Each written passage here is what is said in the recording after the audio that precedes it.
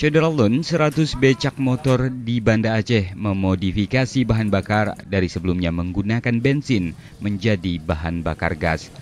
Untuk tahap awal, proyek ini dikembangkan secara gratis oleh Kodam Iskandar Muda sebagai salah satu upaya penghematan bahan bakar.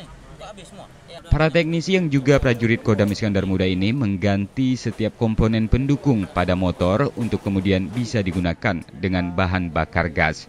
Untuk pengembangannya, Kodam juga melatih jajarannya dengan harapan program serupa bisa direalisasikan ke setiap kodim di Aceh. Masyarakat agar tidak terlalu terbebani dengan harga BBM, kita mengadakan kerjasama dengan teknisi-teknisi yang mahir tentunya bisa merubah dari bensin atau BBM menjadi gas.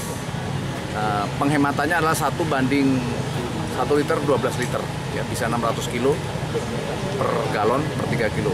Dan hari ini saya Kodam membantu 100 becak dan motor.